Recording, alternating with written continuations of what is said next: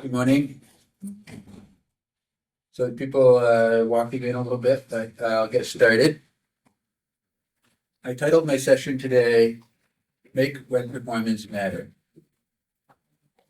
And in this session, after the introduction, I'll basically share a few tools, introduce a few tools that performance experts use to analyze applications and identify areas for improvement. I'll also share some tips. Some of them are like personal tips, things that I like to use. So I'm always looking for new ideas, learning new tools to use. And the question throughout this is, how do you prioritize web performance when you already have so much on your plate? So I'll share a few ideas and talking points about that may help. If you have any tips or strategies, I'd love to hear them as well. So let me start by introducing myself. My name is Mark Felton. I'm a lifelong New Englander. I'm thrilled to be here at New England Drupal Camp. This is my second Drupal camp. I used to be pretty active in the local groups up in the Boston area, and then the pandemic and life got in the way, and so I've been trying to get back involved. Probably a lot of you are the same way. But I had a great time last year. We come to camp to get out of our bubbles, open up our mind to new ideas, meet other people that share our craft, and, have fun and learn.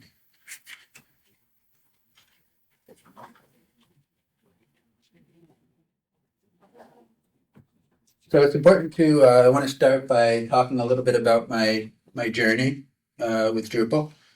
And this also helps explain how I came to learn about and care about web performance. I actually started my career in the media, not doing web stuff at first. I was at Fast Company magazine when it was started during the dot-com boom in Boston. They were headquartered in Boston. And after a couple years there, I went to Harvard University, where I started working as the webmaster and production manager of Harvard Magazine. Harvard Magazine is a 125-year-old nonprofit, editorially independent institution that covers research breakthroughs and university news. And they had a static website when I got there. So my job was really to bring them to Web 2.0. I spent 15 years at Harvard Magazine. So, I introduced the publication to online-only news articles and publication, produced YouTube videos, web extras.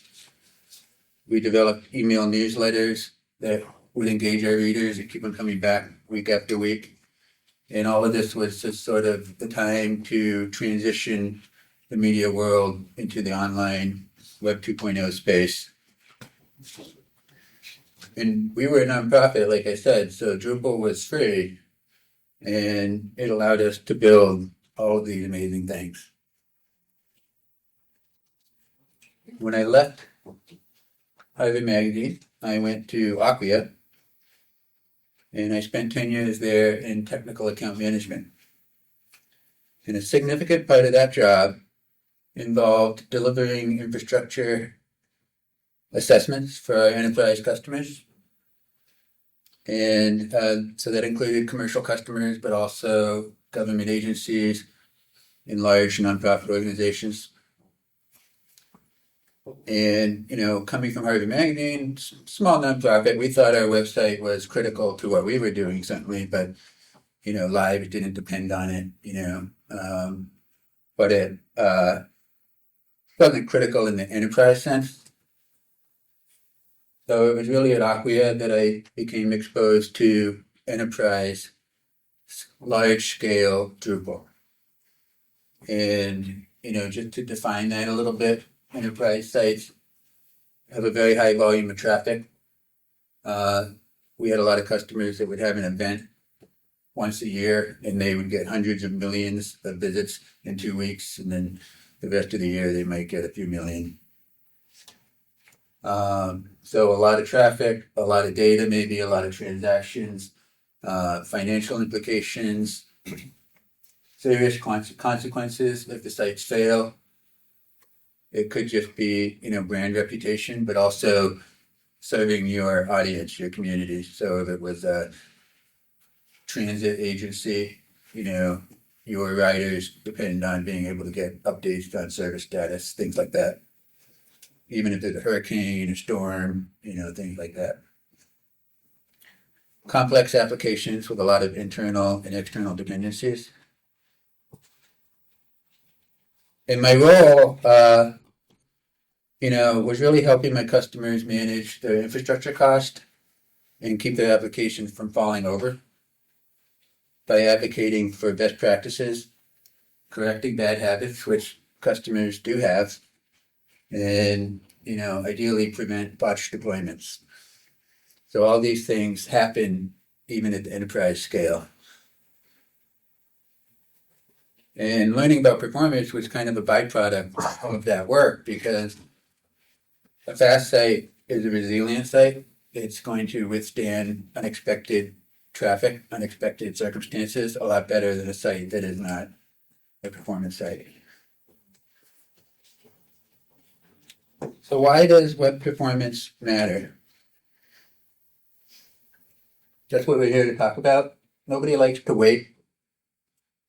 I did some sessions yesterday where they were talking about how your digital presence is how you build trust with your target audience. And that first impression is critical to that. We're always thinking about what our web applications can do, what features and capabilities they have, but speed is also a feature. And another thing is that it tends to get pushed to the periphery sometimes, especially gradually over time. Technical debt compounds, and you have an application that is fully functional, but little by little it becomes more vulnerable to slowdowns, and maybe just not as good as it could be.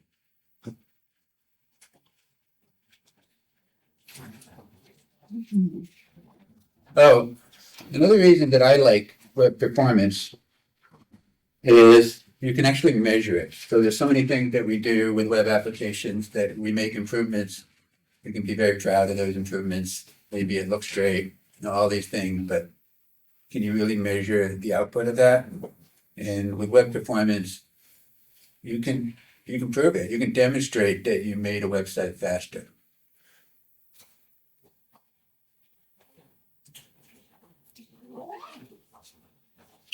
So there's basically three parts that I'll take you through.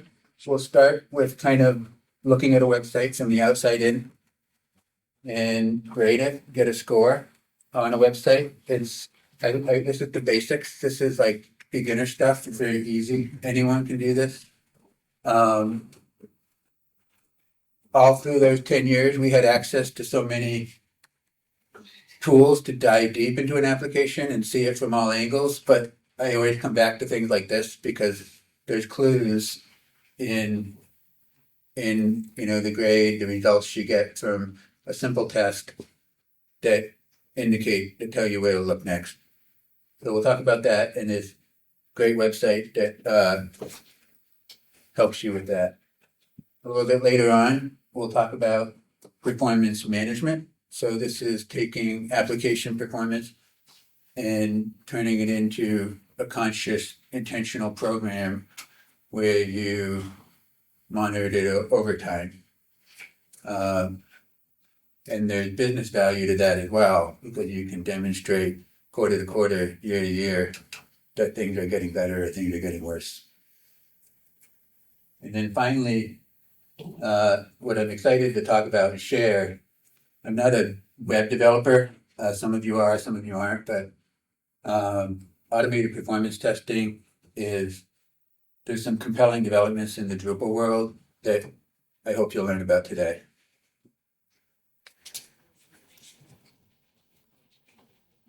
So there's a lot of, I'm sure all of you have used website speed tests in the past. Some that I know about are GTmetrix.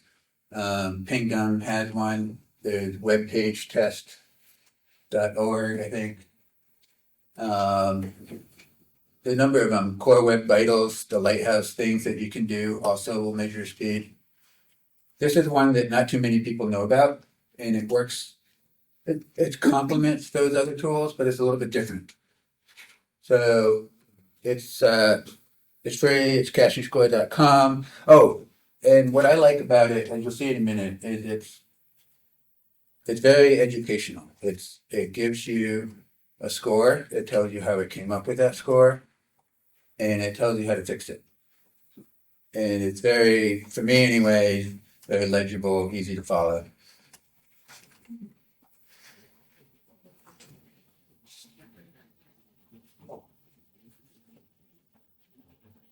So I'm going to jump around a little bit, but let's go into action score.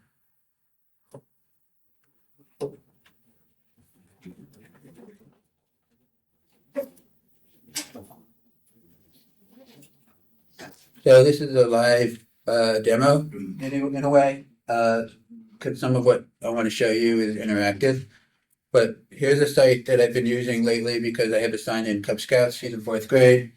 And we need to go look up the requirements to see what we need to work on that week to advance to the next adventure, eventually earn the next rank. And as you can see, this site, it's been sort of bugging me because it's slow. I have to go there a lot.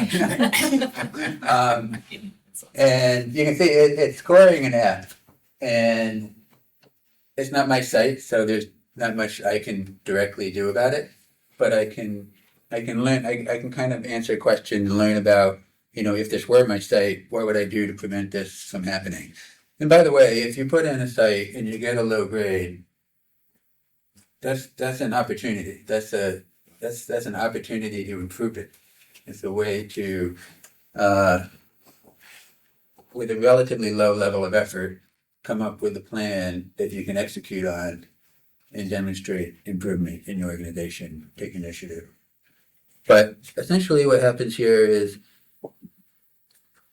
based on the site reads the HTTP response headers that you would see in a web browser or in the command line if you're using a command line tool. And it's a little bit different than some of the other tools that are trying to see how much page bloat you have and whether you have large images that take a long time to load. This site is strictly looking at the cacheability of your assets on your page. And so depending on whether you're behind a CDN or whether you're hosting it directly, there are different tools that you might use. Cloudflare, Akamai, there's a host of others, put out their own HTTP header responses that this program can detect. It can show you what they are and touch them to you as well.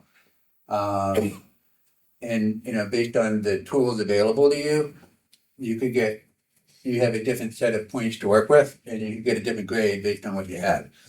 But what I like about it, again, is it's interactive. It tells you how many points you can gain by addressing, this is time to first byte. That one's tricky because it's network dependency, but a CDN might help with that. This one said no CDN found, so that could be one reason why I'm experiencing slowness. I can gain 50 points, quite a bit, by putting a CDN in front of this site. E-tag support is another thing that browsers and caching proxies can use to determine whether a cached asset is unique and whether it is still valid to use, and so on and so forth. And then it actually, as you go down, pages aren't just the page itself, but the CSS and JavaScript that they use. And, you can click in and actually view like the headers for CSS. And, CSS itself is scoring a C minus, but you can use this tool to interactively dissect one of your sites or one of your pages. And let me show you a little more. When you go down, it shows you all the headers, what the value of those headers are. The help text at the top kind of explains what they are and what you can do about it.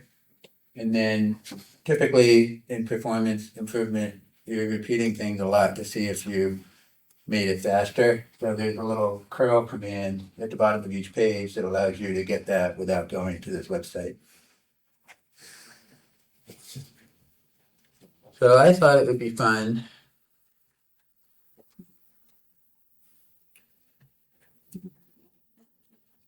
to do my own little project site.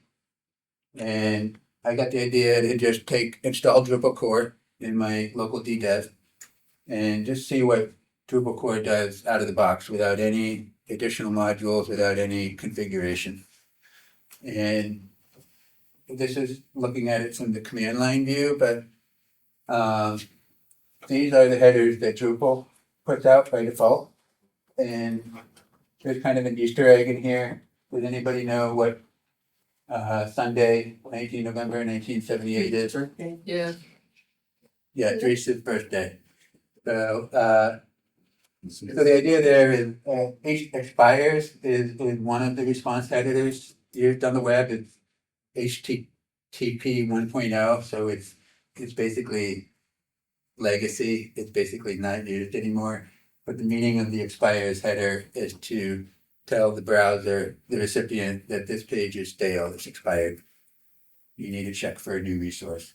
And Drupal can do that by default because Drupal is a dynamic CMS. It's designed to create dynamic pages, so the safest default is to assume that it's expired.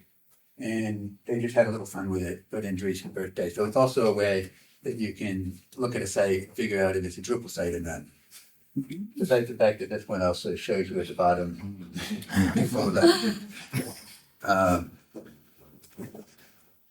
Again, you can get these headers out of your web inspector as well. It helps to filter by doc, but if you want to look at CSS and other assets on the page, you can do that.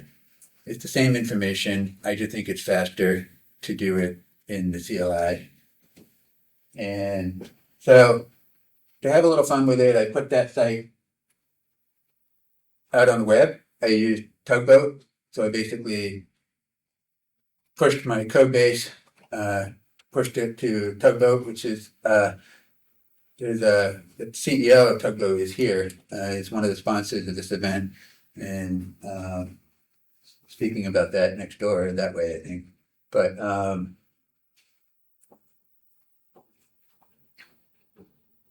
I was doing DDev, but I wanted to see what I could do with the CDN in additional tools. So I pushed it up to the cloud, and I'm still getting a D. So I started making changes.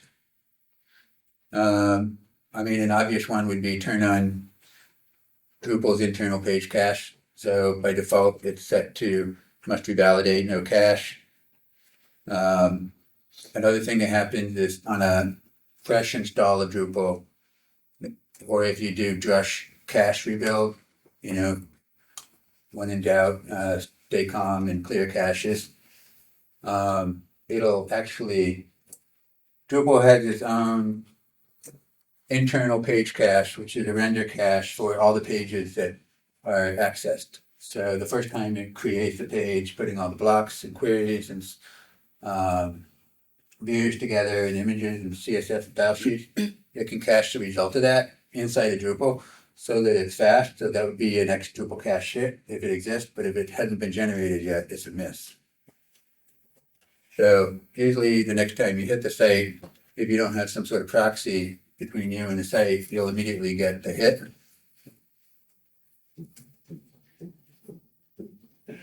And so I turned on caching. I got a C+, still not that good. So then I added e tags, and I got up to a B. And you can see where I'm going with this. It was relatively low level of effort. It was kind of fun. I was learning a lot about the headers as I go. I'm familiar with them, but I still need to sort of work through a process and make sure I know what impact certain changes are having on the result. Oh yeah. So just to do this demo, if you want to try something like this at home, it's all free stuff. DDEV, obviously Drupal, of course. Tugboat has a free tier, so basically it gives you a working site on the web that you can test with tools for every pull request. So basically you make a change, you push it, and you get a new version of the site that you can share with a friend. And then Cloudflare has a free tier as well. So you go in there. I got like a cheap domain. It cost me $10 a year and pointed it to Cloudflare, put a subdomain on it. And then I needed to proxy my domain to the Tugboat preview, and I could do my cache testing. It's kind of a fun way to do it. I only needed to deploy one module to support this exercise, and it's a great module called HTTP Cache Control.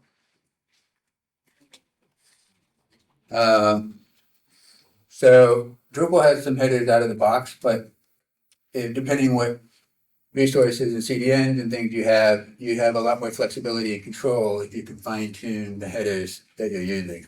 So essentially this a very lightweight module that lets you set things like the shared cache max age, which is a type of HTTP response header that is respected by proxies and CDNs. And it tells the CDN that you're using, oh, if you set it for, say, 5 minutes, it tells the CDN that you can keep that page for 5 minutes, but then you better check back with my origin server because I might have changed some content on my Drupal site.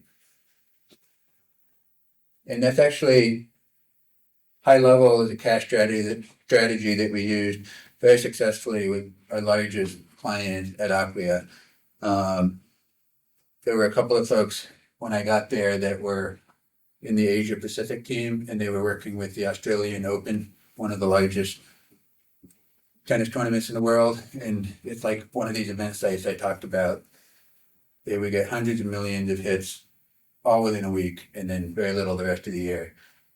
So they had to iterate the design of that site so they could publish frequent updates about the tournament, the latest scores, things like that, while serving millions of visitors with a reasonable budget for infrastructure.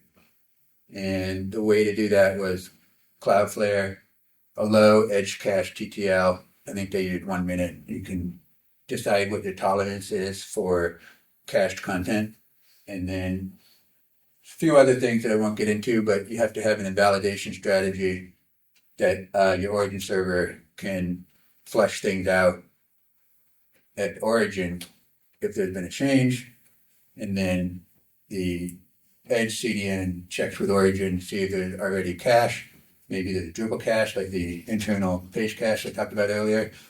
All of those things will reduce the number of Drupal bootstraps, and that's ultimately, in a dynamic web application, that's ultimately what's going to stress the back end. So a great module is created by somebody I worked with. Actually, Josh, who created this, and Sean Hamlin, who's in New Zealand, created that caching score website. And they both were mentors to me when I started at Acquia. I learned so much from them. Very gracious with their time and ability to teach. This is just showing what HTTP headers, cache control headers looks like. You get a little more. Normally in Drupal you can set your browser cache maximum age. That's your max age setting. But you can also adjust so many other things very easily with this tool and try them out. You'll have to try a few combinations based on your objectives. All right, so that's the first part. Doing okay on time. Next, I want to talk about, this is a pretty quick fit, application performance management, or APM for short. It's sometimes called application performance monitoring. And this is the practice of monitoring and managing performance and availability for your applications. They show of you, how many of you work with a website that is hosted on Pantheon or on Acquia? Quite a few, yeah. That's great, because this is not a free tool, but if you have a subscription with those hosting providers, maybe some others, you have access, you probably have access to New Relic, and you can do the things I'm talking about. And there's, a lot of depth and capability to the tools that we can't get too far into in a short session, but it's a visual representation of the performance of your application. And it's very, very clear what good looks like, right? You don't want wildly dissimilar response times. You don't want spiky. Sometimes the SQL queries are fast, sometimes they're slow. You just don't want that. If you have that, you're more likely, probably what's happening there is, they're getting a burst of request, maybe a bot's hitting the site. It's just exposing warts and all, everything that's wrong with the site. So this was one of our clients in the case study about this, but I would do a very similar thing. I see some Acquia TAMs, former Acquia TAMs in the room. We would do this kind of thing all the time, where we would make suggestions, guided best practices, and walk our customers through how to make simple changes to improve their back-end performance. And we would be so gratified when we would get a result like this, because it showed that our work was working. The basic idea is that in New Relic, there's 4 main graphs in APM. One of them is what I just showed you, the sort of the web transaction processing time. So that's how long it took PHP to do its thing, pull the database queries back, get through Memcache, whatever else it's doing. But there's also throughput. So in this particular screenshot, you can see that the web application averaged 71 requests per minute, but at one point it spiked up to 150 requests per minute. And the sign of a healthy application is simply that, no matter how many, whether you're getting 10 or 50 or 200 or 600 requests per minute, bootstrapping Drupal, mind you, they're not stopped by one of your cache layers. That performance should be consistent. That's the mark of a very healthy application. And for a lot of our Acquia customers at that scale, it was a good investment to prioritize web performance, because they had a more stable site and they had a faster site. So with tools like this, you can monitor your site, identify trends, detect bottlenecks, and debug and figure out where you should prioritize your effort to resolve issues. And the idea is that performance management is making this an essential function of your operation, so that you can meet expected service levels, whatever they are. New Relic is not obviously the only player in the space. They certainly pioneered a wave of APM products like 15 years ago. And it's the way it works is they have a little software agent that runs on your web server. It's designed to be run in production. You don't have to modify your code at all. This little agent, it's a PHP extension, auto instruments your application, meaning that it's aware of how Drupal is built. It's a framework, it's documented. It can hook into things like a node save, a database query, external calls, and all the other things that Drupal is doing under the hood, and it can visualize them. It sends the data up to the cloud, you get these beautiful graphs, and it's all almost real time. So it's really fast.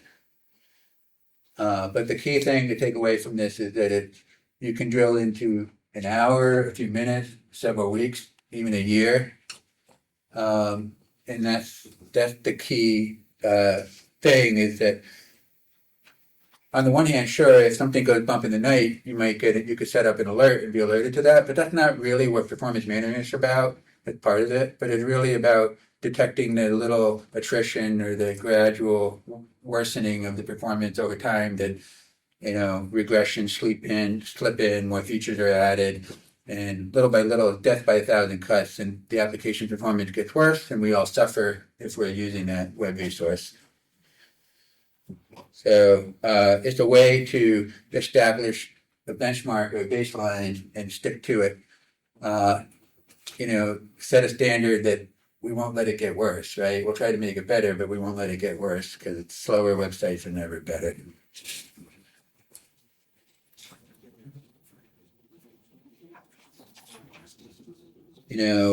Using tools like this effectively shows that you're being a good steward of your platform. And, like I said, it's gradual decreases in performance, but over time you make a series of small improvements, you get measurable improvement that you can share, and it shows ROI value for the work that you're putting in. Helps you measure that and identify where to focus your priorities. It's all about being consistent, coming up with a program, and then looking back at how you did.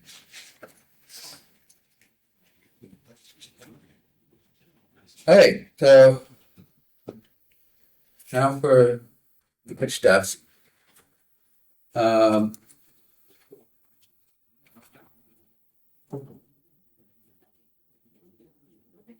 How many of you, we have a mixed audience, so who writes automated tests? We have a few, great. So just to set the table for this topic, in order to understand automated performance testing, it's pretty literal what we're talking about here, but in order to understand automated performance testing, you have to understand automated testing first. So we'll just do a high-level introduction to that.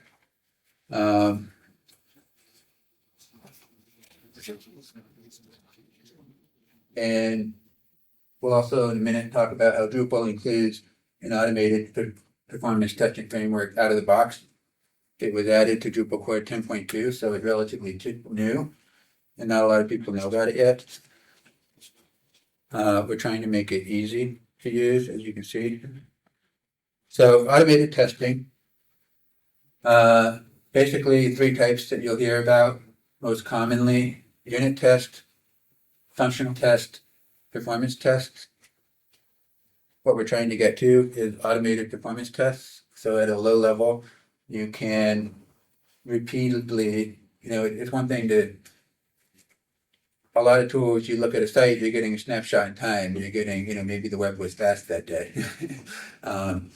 But it's also, but it's tedious. It involves, rolling up your sleeves, looking at things, looking under the hood. You want to automate it, you want to make it repeatable, and you want to capture metrics so that you can, at the very least, notice if something goes south, gets worse. Unit tests are the smallest. In Drupal, developers use PHP unit. So a unit test is the smallest type of test that you would write. Small pieces of code are tested usually in isolation. So it's, you have a bit of logic, 2 + 2 = 4. You're testing that when you run the code, 2 + 2 = 4. Success, test passes. Because it's included in Drupal and Drupal's own internal tests are using PHP unit, it can drive a lot of other type of testing, including functional test or integration test, which is where you're actually trying to mimic user behavior and execute workflows, widgets, search form submits, page loads, logging in as an authenticated user, all the things that a real person would do. You can write a test using a JavaScript functional test to PHP unit to help you, and you can infinitely repeat that and put it on autopilot so that every time you make a change to your application, push it to your build runner, it runs all the tests, or maybe you have them run at night, and you want your test to pass. So the basic idea of the test is just an assertion that saying, I expect this result, and the test executes the code, and if it gets that result, it's a pass. If it doesn't, it's a fail. And it just makes it so that humans can't do this fast enough, but you basically have what you call test coverage, which is ideally all of the functionality of your site has a test so that you'll never regress. Performance test is, you're already doing all that, so why not collect performance metrics as you go? That's why we're trying to make it easy, quote unquote. My organization had a role in this. I'm going to skip over this, but you can read more about Gander on Drupal.org. It is part of Drupal core, there's documentation for it. And, you know, in addition to giving you some docs and tools and resources, it gives you some good explanation of why to use it. I've talked about these things already, but many organizations neglect the performance aspects of their projects. It's actually in the enterprise world, it's very rare to see developers introduce functionality without writing a test for it, because that would just be bad. To have functionality go out and be unprofessional would break. But why not also test the performance of that code and make that part of the criteria for success? So brief history, it's fairly new, like I said. It's kind of an interesting history because the Google Chrome team released Core Web Vitals in 2020. It seems like it's been around forever, but 2020, things like first contentful paint, largest contentful paint, content layout shift, which is when you load a page. If you've ever loaded a page and a box moves, you know, it like loads and then it moves over a little bit. It's very distracting. So Core Web Vitals is measuring user experience that's impacted by all of those things. And it's got a little stopwatch to keep track of how long it takes to load that first contentful paint. But the problem with it is it's great. It's really great, but it is variable. So you will see different results over time, you know, whenever you're running them. But that's okay. The Chrome team had the idea that they approached the makers of Drupal, WordPress, and other CMSs, and they had the idea that what if we could make Drupal faster? What if we could make WordPress faster? Then all of our sites are just going to get faster. We don't have to do anything because we depend on Drupal core. So it's kind of an interesting idea. They're really scaling performance work to the whole internet by doing that. They came to the Drupal Association. Drupal Association doesn't have the resources to do this directly, so they linked up Google with my organization, Tag One. We have a whole boatload of performance experts for 18 years. One of them, Nathaniel Ketchpole, also known as Ketch, drove a lot of the work on this framework. But basically, let's incorporate Core Web Vitals into Drupal core itself and test Drupal with Core Web Vitals so that we can see if things are getting better or worse over time. We all benefit, like I said. So it is in core. It's the introduction. Gander includes a performance test-based class. And, you know, good ideas often take a long time to come to fruition. So this is Ketch's original ticket. He thought, I think it would be a good idea if Drupal had automated performance testing. And this was back in 2009. It took many, many, many years, but now we have this issue is fixed, and Drupal has automated performance testing. And if you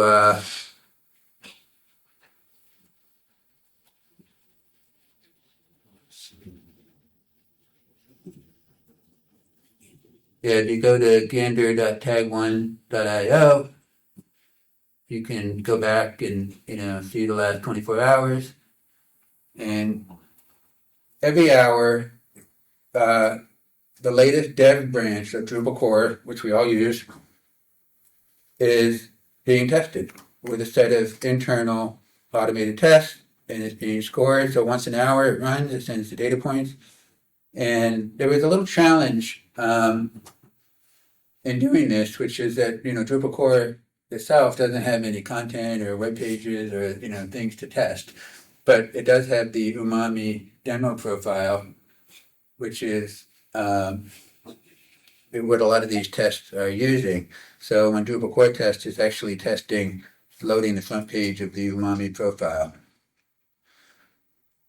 So this is great for the program, for the platform, and we don't have time to get into too much of it, but we're running out of time. That's good. But a lot of improvements to Drupal core have been discovered already. The pace of improvement has dramatically improved already, just because we have visibility into our merge request for Drupal core.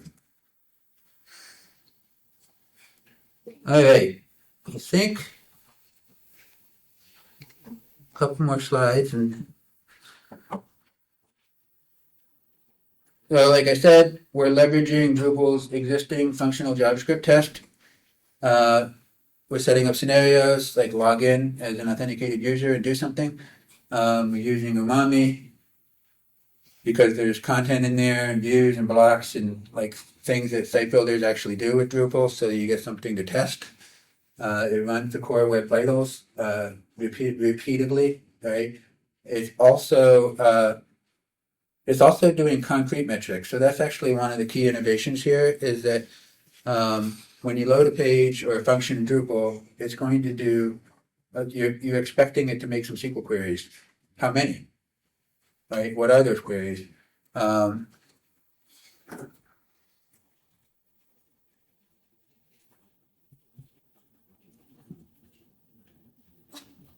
This is a snippet of code, but in addition to running core web vitals, it's invoking the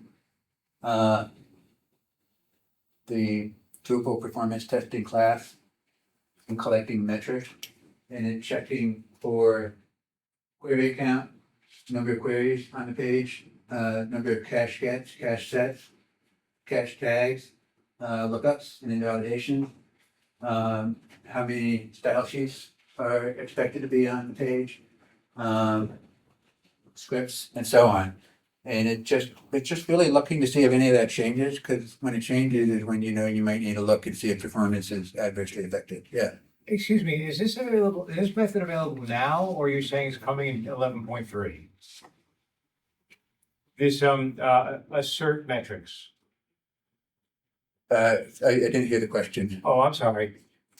Is this available now? It is. Or is it coming in 11.3? No, it's now. This has been in there. What you're seeing is available now. It's absolutely available now. It's been in core since 10.2, but it's actually been improved since then. Yes. So I just briefly read the Garden. It's a Garden document, and it's only for DDEV. Is that only can be local? Yeah, you raised a good point. So the question is, the documents are showing the dev branch of Drupal, right? Yeah. So this is Drupal core, but the takeaway here is that as a developer, you can apply this functionality to your own custom modules or your own contrib modules in your own application, that you're using. We're just Drupal using it to measure the performance of Drupal over time, make sure it gets faster over time, and also more powerful, and all the other great things that Drupal does. But all the things you need to run the test are already there for you to use in your own tests. That makes sense? Okay. Hey, so let me just wrap up. You can build your own test with Gander. You've got all the tools there, a robust foundation. The takeaway is it's minimal additional effort, so it's worth exploring to see if this could be of value to you. Why does it really matter? We're trying to create the best possible user experience within your means and resources for your application. doing these sorts of things establishes accountability within your team, within your organization. It demonstrates that you're getting results. And it's also potentially a good investment because most of us work with sites that already exist. We're dealt the cards we're dealt. We need to work with that. It's a way to create improvement without just starting over, which is not realistic for most organizations. So I think I'll end it there and say thank you.